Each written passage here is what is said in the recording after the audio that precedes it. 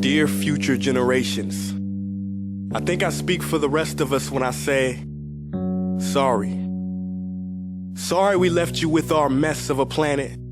Sorry that we were too caught up in our own doings to do something. Sorry we listened to people who made excuses to do nothing.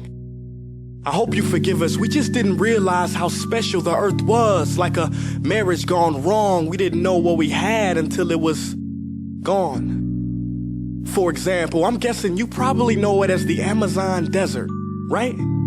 Well, believe it or not, it was once called the Amazon rainforest, and there were billions of trees there, all of them gorgeous. And oh, you don't know much about trees, do you? Well, let me tell you, trees are amazing. I mean, we literally breathe the air they are creating. They clean up our pollution, our carbon. They store and purify water, give us medicine that cures our diseases, food that feeds us, which is why I'm so sorry to tell you that we burn them down. Cut them down with brutal machines, horrific, at a rate of 40 football fields every minute. That's 50% of all the trees in the world gone in the last 100 years. Why? For this. And that wouldn't make me so sad if it weren't so many pictures of leaves on it. You know, when I was a child, I read how the Native Americans had such consideration for the planet that they felt responsible for how they left the land for the next 7 generations. Which brings me great sorrow, because most of us today don't even care about tomorrow. So I'm sorry. I'm sorry that we put profit above people, greed above need, the rule of gold above the golden rule. I'm sorry we use nature as a credit card with no spending limit, overdrafting animals to extinction, stealing your chance to ever see their uniqueness or become friends with them. Sorry we poison the ocean so much that you can't even swim in them. But most of all, I'm sorry about our mindset, 'cause we had the nerve to call this destruction progress. Hey Fox News, if you don't think climate change is a threat, I dare you to interview the thousands of homeless people in Bangladesh. See, while you were in your penthouse nestled, their homes were literally washed away beneath their feet due to rising sea levels.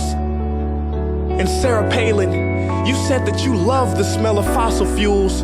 Well, I urge you to talk to the kids of Beijing who are forced to wear pollution masks just to go to school. See, you can ignore this, but the thing about truth is, it can be denied, not avoided. So I'm sorry, future generations. I'm sorry that our footprint became a sinkhole and not a garden. I'm sorry that we paid so much attention to ISIS and very little to how fast the ice is melting in the Arctic. I'm sorry we doomed you, and I'm sorry we couldn't find another planet in time to move to. You know what? Cut the beat. I'm not sorry. This future, I do not accept it, because an error does not become a mistake until you refuse to correct it. We can redirect this. How? Let me suggest that if a farmer sees a tree that is unhealthy, they don't look at the branches to diagnose it, they look at the root. So like that farmer, we must look at the root and not to the branches of government, not to the politicians run by corporations. We are the root, we are the foundation. This generation, it is up to us to take care of this planet. It is our only home. We must globally warm our hearts and change the climate of our souls and realize that we are not apart from nature, we are a part of nature. And to betray nature is to betray us. To save nature is to save us. Because whatever you're fighting for, racism or poverty, feminism, gay rights, or any type of equality, it won't matter in the least. Because if we don't all work together to save the environment, we will be equally extinct. Sorry.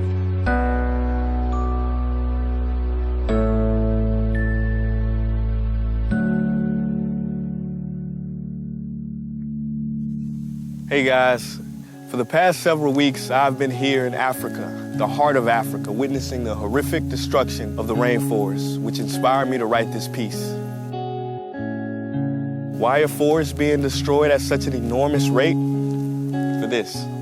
Today we live in a world where destroying trees makes you money. So what can we, normal people, do about it? One way to directly fight the destruction is to stand for trees. By standing for trees, not only can you save the lives of trees, help forest communities, and protect the rights of animals to live in their homes, but you will also balance the amount of pollution that you yourself give off with your everyday activities, making you a part of the solution and not the problem. This is the option that I chose.